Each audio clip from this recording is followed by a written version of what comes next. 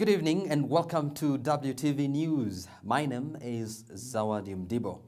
Now, the just concluded U.S.-African Leaders Summit in Washington, D.C. has been widely viewed as one aimed at mending the strained relations between the United States of America and the African continent. And for the business mind, though, the move by the Obama administration to commit billions of dollars of investment on energy, health, security and infrastructure within the continent is a clear indication of the intention of the U.S. to create paths of trade and investment cooperation in a bid to unseat China, which has been viewed as Africa's biggest trade partner. We have that story.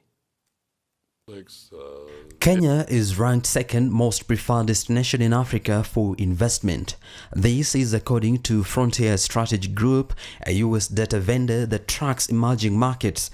The country scored 23.7% after Nigeria, who are leading Africa with an approval ranking of 29.57%. Financial markets analyst Ali Kansachu says the move to revisit US-Africa economic ties by the Obama administration is in fact long overdue.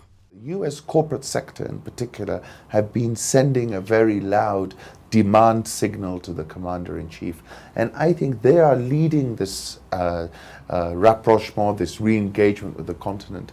And I'm pretty confident actually that this was a great success, and in fact we will see a US economic surge across the African continent, and I think that will be extremely helpful because from Africa's point of view, we want to trade with as many people as we can.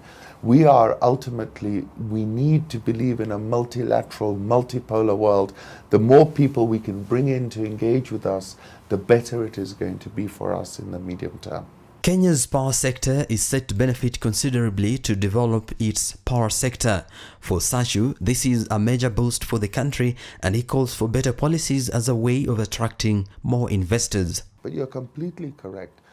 To have good policy making makes all the difference, especially at this time when we want to bring in investment money. We haven't, and let's be honest, got the investment. We haven't got the cash in our back pocket to fund our infrastructure expansion. We need to bring other people in and say, look, we'll give you a piece of the pie, but build us our roads, build us our bridges, help us build our businesses and create jobs for all our people. And we will give you a good return. So I think when you look at it that way, of course, policy making is key. And the problem is there is such a difference between policy making on different parts of the continent. Economic analyst James Shikwati also places East Africa's largest economy on the international map as a key investment destination. Hence, the move by the US to court President Uhuru, whom he initially seemed uncomfortable about owing to sentiments made in the wake of the ICC case against the latter. If you look at West Africa, there's already a positive indication of intra-Africa investment. That's what I'm talking about, promote the African investor. In West Africa, Nigeria has invested over $2 billion in Ghana. And those are Africans. You've seen Nigerians also coming to invest in Kenya, Kenyans going to invest in Tanzania, in Uganda, in Rwanda as well. The same for South Africa, investing upwards to the north, and we've seen the Arab countries, Egypt and Morocco and others also investing to the south. So that to me is what needs to be pushed so that we have more of these big enterprises we're talking about also coming from within the continent. Because if that happens, a summit such as the one we had in the United States of America, the leading voices out there will be African business people.